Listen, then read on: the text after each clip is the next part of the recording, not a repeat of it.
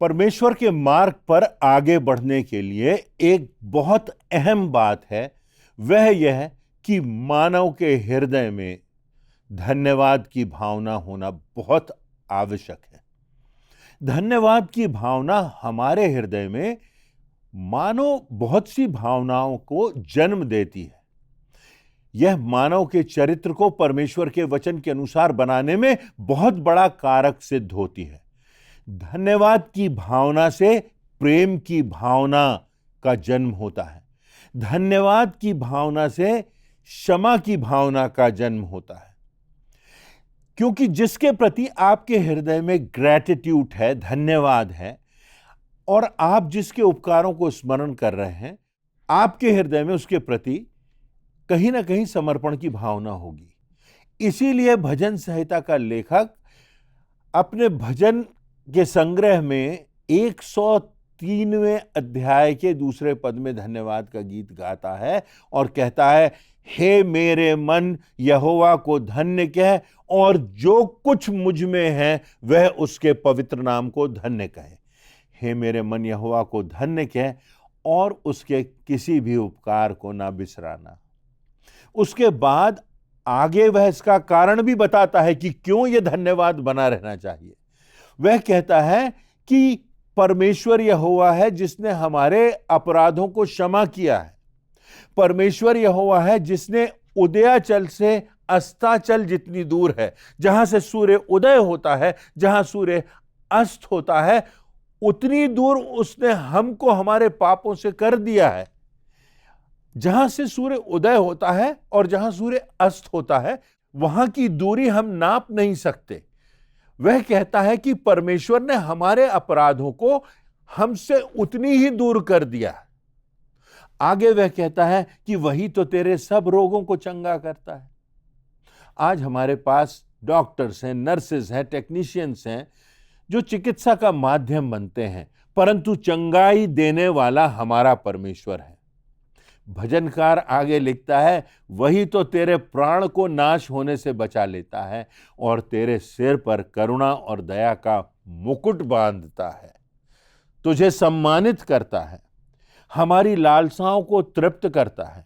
और भी बहुत सी बातें उसने लिखी हैं जो धन्यवाद से जुड़ी हुई हैं। सिर्फ यह भजन ही नहीं, परंतु क्या आप जानते हैं कि परमेश्वर के वचन में 550 से 550 ऐसे संदर्भ हैं जिनमें धन्यवाद की बात कही गई है। इसलिए आज के मैसेज में, आज के संदेश में हम देखेंगे कि परमेश्वर को हमें किन बातों के लिए धन्यवाद देना चाहिए और यह धन्यवाद की भावना हमारे हृदय में होना कितना अनिवार्य है। पहली बात यह कि यह परमेश्वर का आदेश है कि हम हर बात में उसको धन्यवाद दें। यह कोई ऑप्शन नहीं है, यह कोई विकल्प नहीं। परमेश्वर के द्वारा हमको आदेश दिया गया है, इसलिए यह हमारी इच्छा की बात नहीं है, यह कोई विकल्प की बात नहीं है। हम हर बात में परमेश्वर का धन्यवाद करें और हमारे हृदय में यह धन्यवाद की भावना बनी रहे। इस संसार में रहते हुए बहुत आसान है कि हम स्वार्थी हो जाएं, आत्म केंद्रित हो जाएं, असुरक्षा की भावना आ जाए, दूसरों के प्रति कटुता और ईर्ष्या की भावना और घृणा की भावना आ जाए, हम हर बात में आलोचना करने लगें, हम हर बात में कंप्लेन करने लगें। परंतु यदि हम में धन्यवाद की भावना है तो इन सब बुरी भावनाओं से, दुर्भावनाओं से हम बचे रहेंगे। इफिसियों की पुस्तक के 5वें अध्याय की 20वीं आयत में लिखा हुआ है, और सदा सब बातों के लिए हमारे प्रभु यीशु मसीह के नाम से परमेश्वर का धन्यवाद करते रहो। यह कंटिन्यूअस टेंस में लिखा हुआ है कि धन्यवाद करते रहो। थिस्सलुनीकियों के पहले पत्र के 5वें अध्याय की 18वीं आयत में लिखा है, हर बात में धन्यवाद करो क्योंकि तुम्हारे लिए मसीह यीशु में परमेश्वर की यही इच्छा है।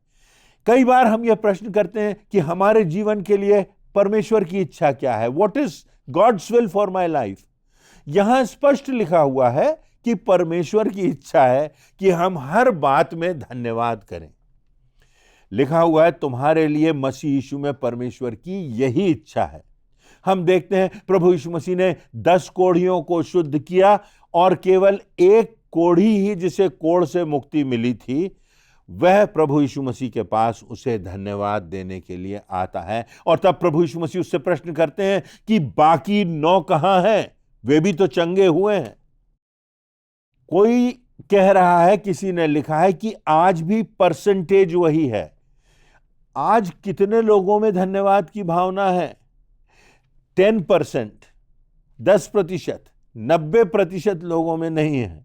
आज के संसार में बहुत आसान है कि लोगों के बीच में रहते हुए, नकारात्मक परिस्थितियों के बीच में रहते हुए, ये धन्यवाद की भावना हमारे हृदय में ना रहे, क्योंकि इस संसार में लोगों से हमको विश्वासघात मिलता है, हमको धोखा मिलता है, हमको लोग छलते हैं, हमसे झूठ बोलते हैं, परिस्थितियां कठिन हो जाती हैं, विषम हो जाती हैं, अनापेक्षित परिस्थितियां आ जाती हैं। मगर आवश्यकता इस बात की है कि हम परमेश्वर के आदेश को माने और हर बात में, हर दिन परमेश्वर का धन्यवाद करें। और इस धन्यवाद में कोई दिखावा नहीं होना चाहिए। पुराने नियम में उत्पत्ति की पुस्तक के 4 अध्याय की 3 आयत के आगे लिखा हुआ है, कैन और हाबिल का वर्णन है, दोनों भाइयों का वर्णन है।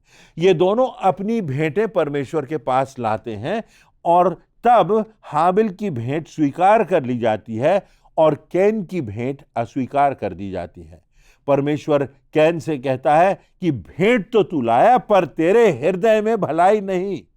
यदि तेरे मन में भलाई होगी तो तेरी भेंट ग्रहण कर ली जाएगी। हाबिल की भेंट इसलिए स्वीकार कर ली गई क्योंकि उसने सच्चाई से, खराई से, सत्यता से, भलाई के साथ, धन्यवाद के साथ परमेश्वर को भेंट चढ़ाई थी। 1 शमूएल उसके 16वें अध्याय की 7वीं आयत में लिखा है, मनुष्य तो बाहर का रूप देखता है, परंतु यहोवा की दृष्टि मन पर लगी रहती है। भजन का रचनाकार कहता है कि जो कुछ मुझ में है वह उसके पवित्र नाम को धन्य कहे। जो कुछ मुझ में है, मेरी योग्यता, मेरा समय, मेरे विचार, मेरा व्यवहार, मेरी प्राथमिकताएं, मेरी सामर्थ, मेरी बुद्धि, मेरा ज्ञान, जो कुछ मुझ में है वह उस परमेश्वर के पवित्र नाम को धन्य कहे। मार्टिन रेनकार्ड नाम का एक व्यक्ति था जो जर्मनी के किसी कस्बे में रहता था। उसने प्रभु यीशु मसीह को अपना जीवन संपूर्णता से दिया था। वह एक लेखक था और परमेश्वर के लिए भजन लिखता था। सन 1660 में उसके क्षेत्र में भयंकर महामारी आई और लगभग 6000 लोग उसके क्षेत्र में मारे गए। यहां तक कि उसकी पत्नी और उसके बच्चों की भी मृत्यु हो गई। अपनी पत्नी और अपने बच्चों को दफनाते हुए फ्यूनरल के समय वह वापस लौटता है और परमेश्वर की आराधना करता है। उन हालात में उसने एक गीत लिखा जो आज भी प्रसिद्ध है, जो आज भी हमारे गीतों की पुस्तक में पाया जाता है और जिसका अनुवाद सैकड़ों भाषाओं में हो चुका है।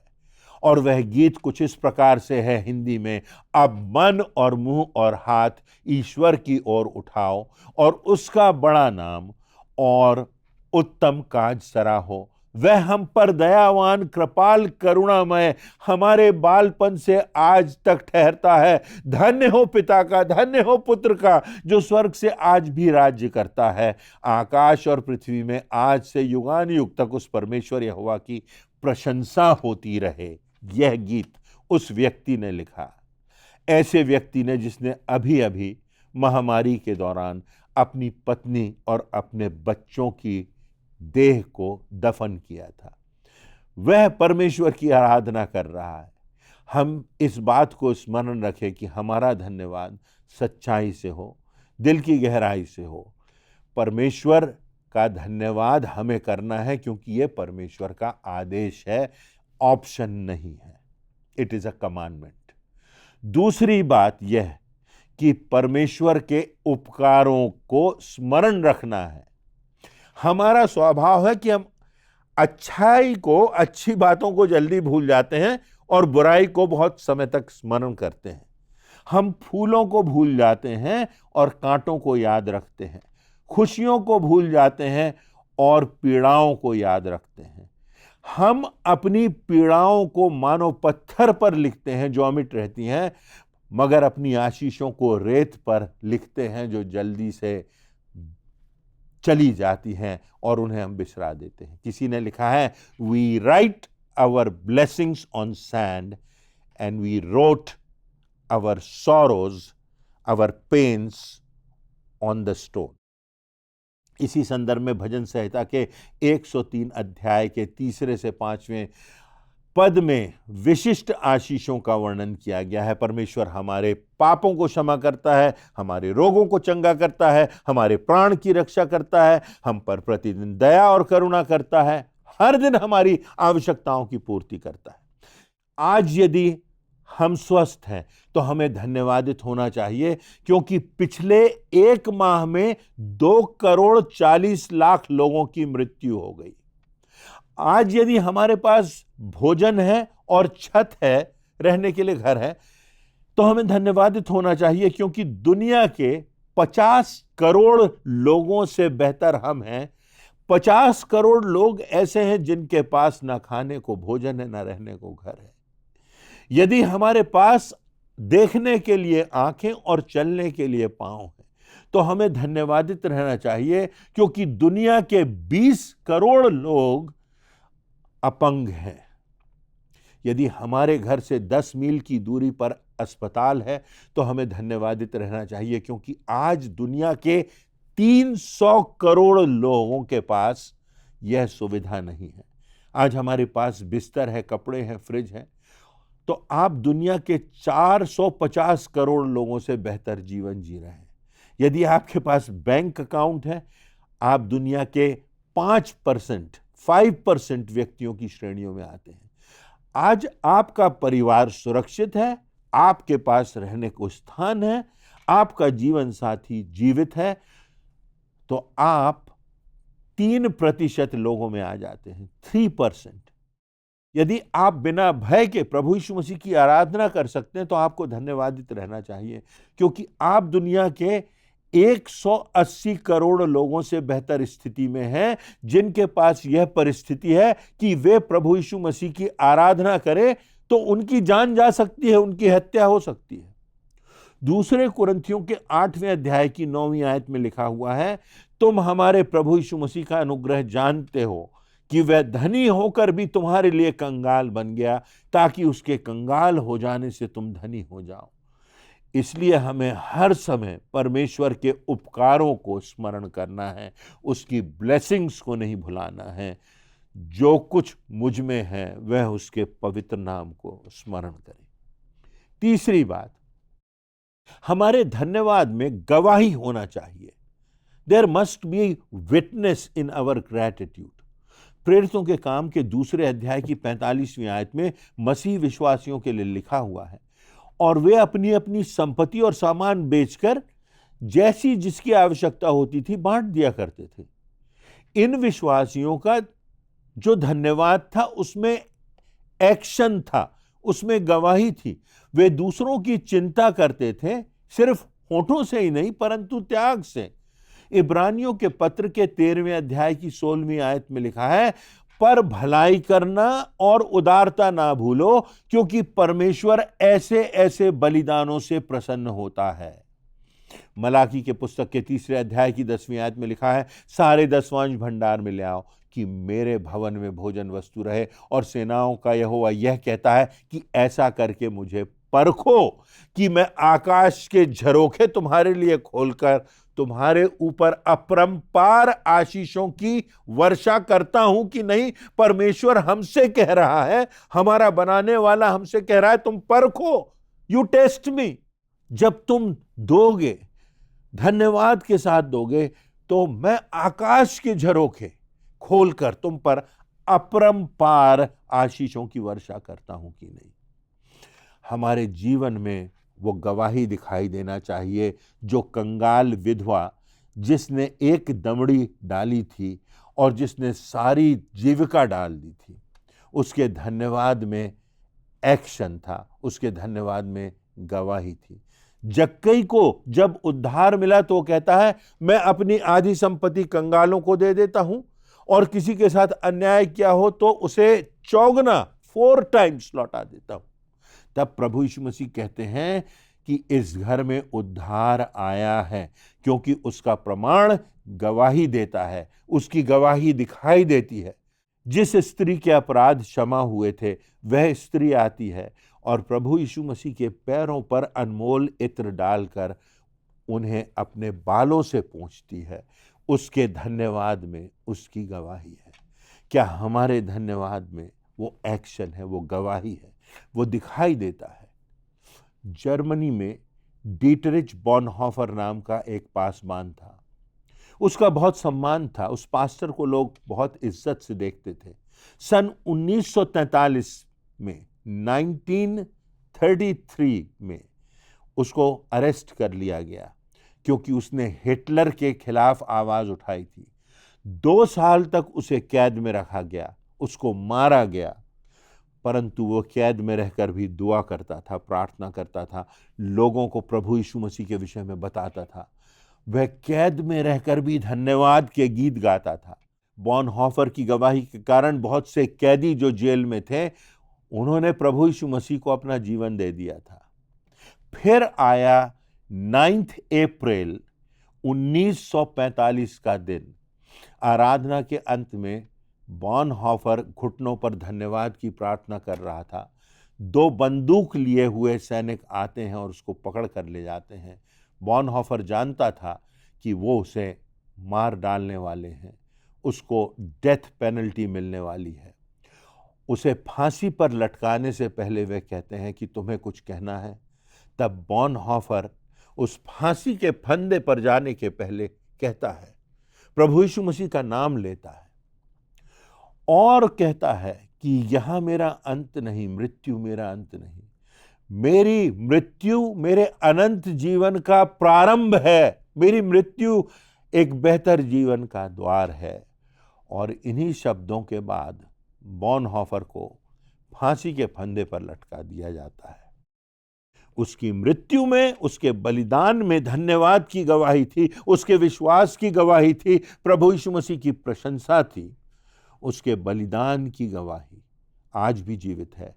प्रभु यीशु मसीह के प्रति जो उसका प्रेम था वो उसकी गवाही बन गई। आज हम जिंदा हैं, आज हमारे पास समय है, आज हमको अवसर है। क्या हमारी जिंदगी में प्रभु यीशु मसीह के प्रति धन्यवाद की गवाही है? जब हम प्रभु यीशु मसीह को भेंटें अर्पित करते हैं तो क्या उन भेंटों में धन्यवाद दिखाई देता है? जब हम प्रभु यीशु मसीह के लिए गीत गाते हैं, प्रार्थना करते हैं, तो क्या वो हमारे हृदय से होता है या सिर्फ होठों से होता है? आज हमें अपने हृदय को देखना है। हमें देखना है कि हर समय, हर बात में, हर परिस्थिति में हम परमेश्वर का धन्यवाद करें, क्योंकि यह उसका आदेश है। उसके उपकारों को, उसकी ब्लेसिंग्स को ना भूलें, उनको स्मरण रखें और इस बात को देखना है कि धन्यवाद में उसकी गवाही हो रही है कि नहीं। उस धन्यवाद में जीवित प्रभु यीशु मसीह का प्रेम दिखाई दे रहा है नहीं। आज यही प्रश्न है जो परमेश्वर मुझसे और आपसे पूछ रहा है। अपने हृदयों को देखें और आज के इस सुसमाचार से, आज के इस वचन से प्रेरणा लेकर हम परमेश्वर का धन्यवाद करें आज और अपने जीवन के अंतिम समय तक। इन वचनों से परमेश्वर आप सबों को आशीष दे।